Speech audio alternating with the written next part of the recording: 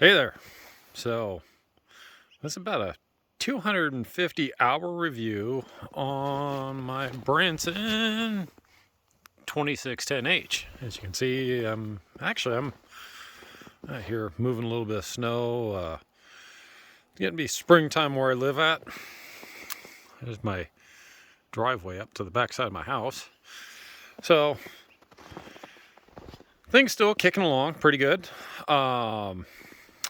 About the only thing that I've had an issue with on it, and I actually talked to my dealership the other day, was there's a seal right there on that portal that comes down for the front axle that started leaking. Well, when I talked to my dealer the other day about that, there's actually an update out there, or maybe it was in one of the manuals that I didn't see and everything, about counterweight, ballast weight in the back end, to take the weight off the front axle when you're using the loader, which I've been doing a lot here lately.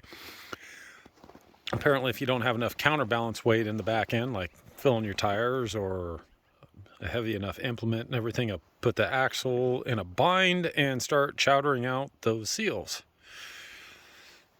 Nothing really big. I've just been checking it and everything. Probably isn't a major job to fix and everything. So, but at 250 hours, as you can see, it's pretty white around here still. Over the winter months, when I was running in temperatures probably about 10-15 below zero outside, the engine did seem to have a bit of a case of overcooling. And what that is the engine at an idle, or maybe above idle, isn't capable of keeping enough heat in the engine. And this is something I've actually encountered with other smaller diesel engines. And they'll kind of run shitty, they'll run rich and such. But this is something that can be remedied really easily. I did not, of course, I doubt anybody makes one for this, but you could probably make a cold front over it, or do the old school thing of some cardboard over the radiator, and that would probably correct that problem. Just keep a little bit extra heat in the cylinder head. I'm pretty certain that these things from the factory are made for running temperatures quite a substantially over 10, 15, 20 degrees below zero Fahrenheit. I'll make that distinction because I know some people might be watching this that go by Celsius. And like I said, I've had the similar issue with actually a place where I was working at. Had a small Heister diesel forklift that be running at about 25, 30 below zero Fahrenheit, would have the exact same issue. So it's not a Branson thing, it's a diesel thing. Not holding enough cylinder head temperature. Something else too, because I got it on there right now, is this rear blade. This is a 60-inch rear blade. It's a Frontier RB 2060. Now I got this thing for a steal of a deal off Craigslist. A guy a few hours north of where I live was selling it at a stupidly low price and everything. He just didn't want it anymore. Thing works really good. I've been using it all winter long. My suggestion, however, though, is even though a 60-inch blade is, a really good fit, it covers the tire tracks of this particular tractor and everything. If you're gonna go out and buy new, or if you're looking for one for your Branson 2610, I would really recommend going with one that's probably about, an 84-inch, 77 foot, or something that's a little bit bigger and everything. The reason for that is if you're taking right here, if we pull this pin, we have the different settings right here where we can angle this blade back and forth, and I think a longer blade would be better at that, because as you angle it and everything, it's not going to stick out as far. It starts moving in towards the tire. Also, for offsetting the thing, this particular blade, you have to undo the 2 bolts up on top and 2 bolts down on the bottom, and physically move it over. And if it was a little bit wider, while it works well, it'd be nicer if it actually stuck out a little bit further for doing snow removal and pushing snowbanks back, which is actually not what I purchased this blade for. I got some ditching on my property that I want to do this next summer and everything, and I think it'll work fine for that. But again, having a little bit wider blade would work well. Excuse me, I think it would work better. The Pat's 3-point hitch, it's holding up nicely. You can see my one spreader bar there. It's a little bit bent. I had some comments about that, and of course, in their destructions that come with that, they tell you not to run that spreader bar like I'm doing right now, and they say, hey, take it out after you have your implement hooked up. Well, of course, I'm a typical guy and don't want to listen to that. I just leave it in all the time, and they will get bent. I actually had a comment about that in some of the comment sections and everything. Another comment, or actually question I had a good chat with a guy about and everything, was the overall length of the tractor for trailering it. Now, I don't know exactly the overall length with an implement on the back. His question was, let's put it this way. He said he was getting the same tractor, want to know what kind of length trailer he should be running, and he was getting the backhoe attachment as well, which I have one and everything. The trailer that I move this around on when I need to trailer it and everything is I have a 20-foot car hauler, and it'll fit it perfectly on there.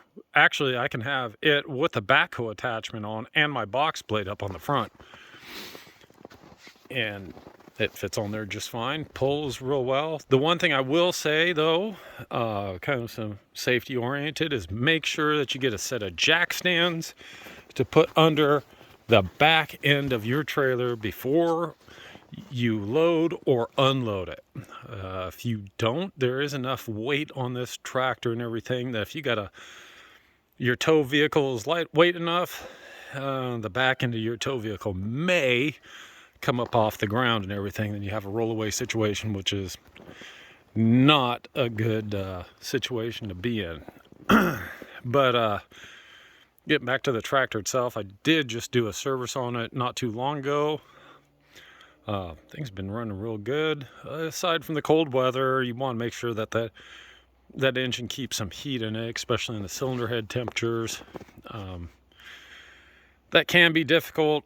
I mean, if you, in my case and everything, I had to let it sit there on a high idle about 2200 RPM for it to really keep some temperature in the engine, and it would run fine at that point in time. But if you put it back down to an idle or anything really lower than about 2000 RPM, it'd lose temperature, and then it'd start kind of sputtering and coughing, and you could tell it was running rich and everything. It was unintentionally rolling coal on its own, which is not what you want. So that's a lesson learned on my part. If I was going to go, run this thing throughout the next winter and everything, on those colder temperatures being outside, if I was going to be outside for any amount of time, I'd be blocking off part of the radiator, maybe making some sort of sized hole, and monitoring the temperatures and everything, make sure it doesn't overheat, that you're not blocking off too much of the radiator. That is been really about the only issue I've had with it. I will say the block heater that the dealer installed, which you can see right there, and anybody that's lived in northern climates knows about block heaters, what you do if you're not familiar with them, which I've actually come across here recently with the purchase of another vehicle I have, and posting some comments on some online forums. Block heaters, they install them with your freeze out plugs, and they have a little heating element on them. You plug them in, as you can see right there, in colder temperatures, and they keep a certain amount of heat in the engine and everything for cold starts when it gets really cold out. So keeping this thing plugged in when I've had it parked outside, usually I keep the thing parked in my garage and everything, so cold starts during cold weather is not usually a problem, but I've had some other things I've been working on, which has kept this thing outside for a few weeks at a time, and plugging it in, I haven't had any problems at all with it starting in colder temperatures, which actually is pretty impressive to me with some of the diesel engines, like in trucks and such, I've had to deal with in the past. Quick note on the Pat's quick hitches. Still love them. I gotta do some maintenance here and everything. You can see now this one's kind of like set back and everything, which is not the way it's supposed to be. If you look over on that side, it's kind of straight up and down. I need to do a little bit of maintenance on there. They work really well. They may not be as fast or anything as your typical quick hitch attachment that goes on there, but the nice thing about these is they're modular. They're going to fit whatever implements you're going to attach to them. World of difference between having them and not having them, and trying to throw your pins and everything through when you're trying to hook up. It's well worth the money and everything. And I would say, unless you know that all of your implements that you hook up are all the same pattern size and everything, you just go with the Pat's quick hitch and everything. That way it's adjustable, it works. You just have to manually hook up your top link and everything. So like I said, they work great overall. Let's take a look, wander around here. Like I said, I am right at 250 hours. Let's turn this thing on here, and yeah, 249.7 right there. So, and that's been over the past year. I've had this just over a year, and I'm moving mounds of snow all over the place. It's definitely a working little piece of machinery. I did, speaking of which, is loader capacity. Now this kind of goes back to what I was talking about with that front seal leaking. I did just get a question from a gentleman the other day about the loader capacity and everything of these. Well, I mean, obviously I don't have a scale or anything that I can tell you exactly bucket weight, but you can definitely feel it in the weight of you can feel it in the seat of your pants when the back end gets a little bit tail happy and everything. If you're going to be doing a lot of bucket work, I would suggest not having a lighter weight implement such as this on the back. It definitely, in fact, I just moved a few buckets here probably 45 minutes ago. I have some snow that I'm moving around, and I can definitely tell the difference between having my rear blade on, which I'm doing a little bit of grading here and everything with it, and my land plane. I got a 60-inch land plane, which that thing, I mean, it sticks off back here and it outweighs that rear blade by quite a bit. I'll bet that thing's probably 400 pounds, and then with it sticking off the back with the extra leverage and everything. And kind of going back to what I was saying about that front seal and everything, I'm going to end up looking into having these tires filled. Now, I know a lot of areas around the United States and everything, they talk about having beet juice where they fill it up and everything. That's probably not an option where I'm at. They say the beet juice doesn't freeze, but at the end of March, I don't think the rest of the United States still has snow like this. So I'm not confident so much about having something like beet juice or anything liquid filling the tires that doesn't freeze for lower 48 standards. Up here, I think it might if I have to leave this thing parked outside. I'm probably look into having some calcium or maybe just even some wheel weights. I think the standard was a total of, from what my dealer was telling me, it was about 500 pounds worth of counterbalance weight on the back, which, depending on who you are, it does or does not sound like a lot and everything. that rear blade right there, as far as counterbalance weight, is nowhere close to 500 pounds. I mean, 250 pounds per tire. I'll have to do some research on it myself and everything. I've actually, because my ground terrain and everything, the layout, I've actually kind of counterintuitively, when it comes to tractors, try to keep it actually on the light side. So it actually trying to keep it from sinking in. But if I'm gonna end up having issues on the front axle without running the loader without having enough counterweight on the back, definitely something worth looking into, because I want this thing to last me for the next 20 to 30 years. And so far, I have absolutely no doubts that it would absolutely do that. Like I said, aside from that, I mean, it's running good. No major malfunctions, no issues. Hasn't missed a beat other than running a little bit rough in cold weather. Oh, and just as a side note too, I have even, if you look in the back there, you can see my boat there.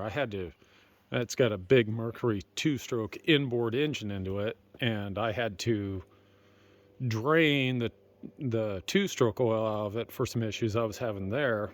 And I picked up another diesel can. So I had, after I put the oil back into it and filtered it and strained it, I had a fuel jug for diesel that was coated in 2-stroke oil. And, well, we'll just see how this thing runs with a little bit of extra top-end lubricant. Filled it up.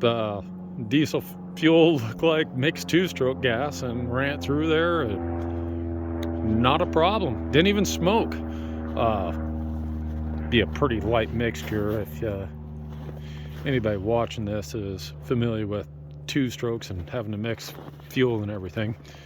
So anyways, like, comment, subscribe. If you got any questions, feel free to drop me questions. I got a few more ideas, a few more videos. The one project, a car, I think I mentioned earlier, that I've been working on and everything, which has actually been keeping this thing parked outside. This is a 2011 BMW 328 X-Drive. Might do a little bit of a overview on it for any Beamer fans out there. First BMW I've had. And just like with this, a little bit of a lack of information on. So yeah, if you got any questions, yeah, leave me a question in the comment. And this is what late March in Alaska looks like. If anybody else is curious. Thanks. Have a good day.